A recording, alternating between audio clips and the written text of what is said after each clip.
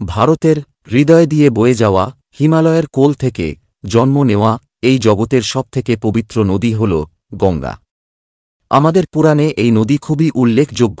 এই নদীর দর্শন করতে সবথেকে বেশি লোক আসে। প্রতি বছর দেশ বিদেশ থেকে প্রায় 20 লক্ষ দর্শনার্থী শুধুমাত্র গঙ্গা নদীর দর্শন করতে এই নদীর পাড়ে আসে। প্রায় 2500 কিলোমিটার লম্বা এই নদী ভারতের দীর্ঘতম নদীগুলোর মধ্যে অন্যতম। এটা শুধুমাত্র একটা নদী নয়, কোটি কোটি ভারতবাসী একে গঙ্গা মা বলে ডাকে, এর পুজো করে এবং এই নদীর জল নিজেদের বাড়িতে ছিটিয়ে নিজেদের বাড়িকে শুদ্ধ করে।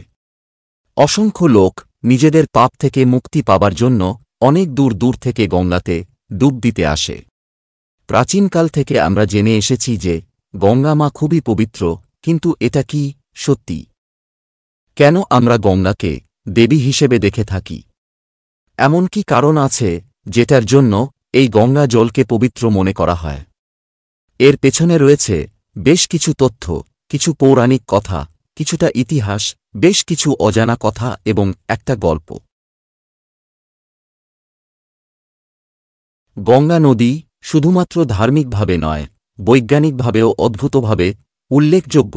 এই নদী হিমালয় থেকে বয়ে যখন আমাদের কাছে পৌঁছায় তখন নিজের সাথে অনেক জড়িবুটি ও ঔষধের গুণাগুণ নিয়ে আসে। বেশ কিছু বৈজ্ঞানিক পরীক্ষা করার পর এটা জানা গেছে যে গঙ্গাজলের অনেক কীটাণুনাশক ক্ষমতা আছে।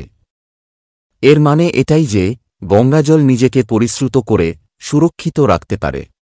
এই জলে অনেক এমন পদার্থ আছে সেগুলো এই জলকে সুরক্ষিত রাখে, যেমন সালফার, যেটা এই গঙ্গাজলকে নষ্ট হতে দেয় না। শুধু এটাই নয়, গঙ্গা জলের একটা অদ্ভুত ক্ষমতা হল এই জল পরিবেশ থেকে অনেক পরিমাণে অক্সিজেন শোষণ করতে পারে। একটি তথ্যে জানতে পারা যায় যে গঙ্গাজলে অন্য যে কোনো নদীর থেকে প্রায় 25 গুণ বেশি অক্সিজেন থাকে। লখনউয়ের ন্যাশনাল বোটানিক্যাল রিসার্চ ইনস্টিটিউটের একটা পরীক্ষাতে জানা গেছে যে ইকোলি নামক এক ব্যাকটেরিয়াকে গঙ্গাজল নষ্ট করে দিতে পারে। এই জলের মধ্যে বিভিন্ন রকমের ধাতু যেমন ক্যালসিয়াম, ম্যাগনেসিয়াম এবং সিলিনিয়াম পাওয়া যায়, যেগুলো আমাদের মানুষের শরীরের জন্য খুবই উপকারী।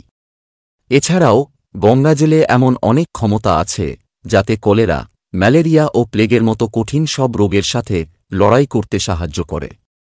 এছাড়াও বৈজ্ঞানিক পরীক্ষাতে এটাও জানা গেছে যে এই জল আমাদের মানসিক পরিস্থিতিকে ভালো রাখতে সাহায্য করে। এই জল পচনশীল বস্তুদের খুব তাড়াতাড়ি নষ্ট করে দেয়। এই জল যে কোনো অর্গানিক জিনিসকে পৃথিবীর অন্য যে কোনো নদীর তুলনায় প্রায় 15 গুণ তাড়াতাড়ি ডিকম্পোজ করতে পারে। আর এই সব কারণেই এই জল শুধুমাত্র আমাদের মানসিক এবং শারীরিক স্বাস্থ্যের জন্য নয়, এটা আমাদের প্রকৃতির জন্য একটা রক্ষা কবচ। এই পবিত্র নদীর মধ্যে লুকিয়ে থাকা এইসব গুণাগুণ বিজ্ঞানীদেরও অবাক করে দেয়। এইসব বৈজ্ঞানিক পরীক্ষা থেকে বোঝা যায় যে গঙ্গাজলের পবিত্র হবার পেছনে শুধুমাত্র পৌরাণিক গল্প নয়, এই নদী বিজ্ঞানসম্মতভাবেও খুবই পবিত্র। এটা মনে করা হয় যে ইক্ষ্বাকু বংশের রাজা ভগীরথ নিজের পূর্বপুরুষদের মুক্তিলাভ করাতে চেয়েছিল। এই মুক্তিলাভের জন্য মা গঙ্গাকে পৃথিবীতে আনার দরকার ছিল। সেই জন্য রাজা ভগীরথ ব্রহ্মাদেবের তপস্যা করেছিলেন। তপস্যাতে প্রসন্ন হয়ে ব্রহ্মাদেব রাজা ভগীরথের কাছে দেখা দিলে ভগীরথ তার মনের ইচ্ছা ব্রহ্মাদেবকে জানিয়েছিল।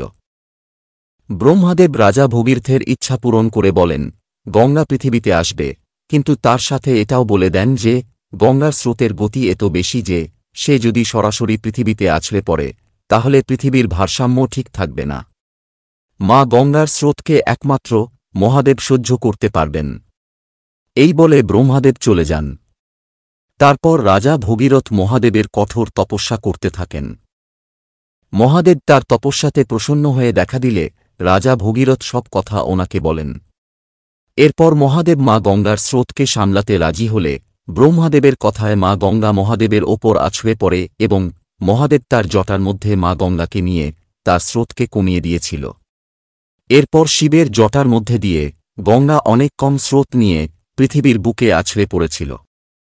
রাজা ভগীরথের ইচ্ছানুসারে গঙ্গা কপিলমুনির আশ্রমের পাশ দিয়ে বয়ে গেছিল।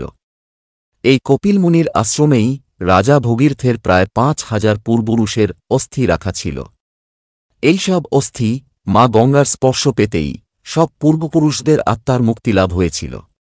আর সেই সময় থেকেই মা গঙ্গার পুজো করা হয়ে থাকে এবং এটাও মনে করা হয় যে শুধুমাত্র ওনার স্পর্শ পেলেই সব পাপ ধুয়ে যায়। পুরাণ মতে এটা মনে করা হয় যে মা গঙ্গার জন্ম বিষ্ণুদেবের চরণ থেকে হয়েছিল। রাজা বলির অত্যাচার থেকে এই জগৎকে রক্ষা করতে বিষ্ণুদেব বামন অবতার রূপে পৃথিবীতে এসেছিলেন। নিজের পা রাজা বলির মাথায় রেখে তাকে পাতাললোকে পাঠিয়ে যখন বিষ্ণুদেব স্বর্গলোকে ফেরত গেছিলেন তখন ব্রহ্মাদেব নিজের কমণ্ডলের জল শ্রীবিষ্ণুর পায়ে দিয়ে ওনার অভিষেক করেছিলেন। এটাই মনে করা হয়ে থাকে যে এই জল থেকেই মা গঙ্গার জন্ম হয়েছিল। আর ঠিক এই কারণেই গঙ্গাকে শুধুমাত্র ভারতের একটা নদী নয়, একজন দেবী বলে মনে করা হয়। মা গঙ্গার এই পৃথিবীতে আসার কারণ হিসেবে রাজা ভগীরথের তপস্যাকেই মনে করা হয়। কিন্তু আসলে মা গঙ্গা এই পৃথিবীতে এসেছিলেন একটা শাপের কারণে। অনেক কাল আগে যখন দেবী গঙ্গার সাথে ঋষি দুর্বাসার দেখা হয়েছিল তখন খুব জোরে বাতাস বয়ে যাচ্ছিল, আর এই হাওয়াতে দুর্বাসা মুনির বস্ত্র উড়ে গেছিল। এই দেখে গঙ্গা খুব হেসেছিল। এই দেখে দুর্বাসা খুব রেগে গেছিল এবং উনি গঙ্গাকে শাপ দিয়েছিলেন যে গঙ্গা স্বর্গ থেকে অনেক দূরে পৃথিবীতে একটা নদী রূপে বয়ে চলবে। মা গঙ্গা এমনই এক নদী যাকে মা রূপে পূজা করা হয়ে থাকে। যেমনভাবে মা নতুন জীবন দেয়, রক্ষা করে, ঠিক সেইভাবেই গঙ্গাও এই পৃথিবীতে জীবনের স্রোত রূপে বয়ে চলেছে। এই নদী আমাদের পুরাণে যতটা গুরুত্ব পায় তেমনি ভারতের আর্থিক উন্নতিতেও গঙ্গার অনেক অবদান আছে। এই পবিত্র নদীর পাশে গড়ে ওঠা আমাদের জীবন, আমাদের ব্যবসা থেকে এর প্রমাণ পাওয়া যায়। গঙ্গা উত্তর ভারতের একটা খুব গুরুত্বপূর্ণ নদী।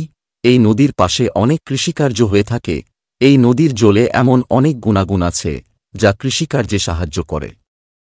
এছাড়াও এই নদীর পাশে অবস্থিত শহর যেমন কানপুর, পাটনা, বারাণসী ভারতে ব্যবসায়িক কেন্দ্রগুলোর মধ্যে অন্যতম।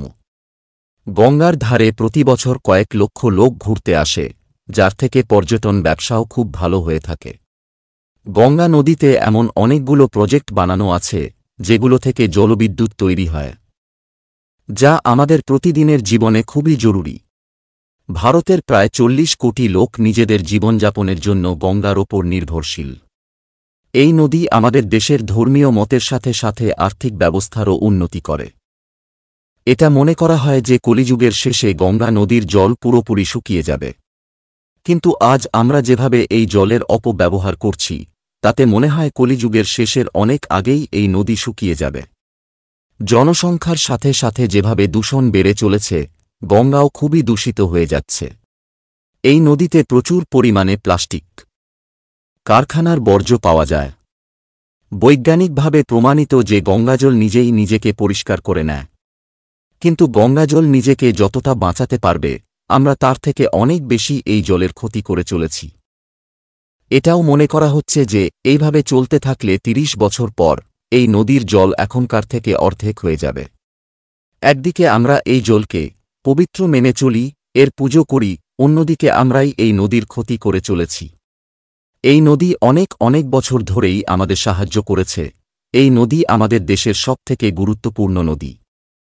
আর ঠিক এই কারণেই এই নদীর রূপকথা আমাদের পরবর্তী প্রজন্মের জন্য যেন শুধু গল্প না হয়ে থেকে যায়, সেটা দেখার দায়িত্ব আমাদেরই। সেই জন্য আসুন আমরা যতটা সম্ভব এই নদীর জলকে সুরক্ষিত রাখি। এই নদী সম্বন্ধে আপনাদের কি ভাবনা চিন্তা আমাদের কমেন্ট করে জানাবেন। আমাদের এই ভিডিও ভালো লেগে থাকলেও জানাবেন। ভিডিওটি লাইক এবং শেয়ার করে আরও অনেক দর্শকের কাছে পৌঁছে দেবেন এবং আমাদের চ্যানেলকে অবশ্যই সাবস্ক্রাইব করে নেবেন আরও নতুন নতুন ভিডিও এর জন্য।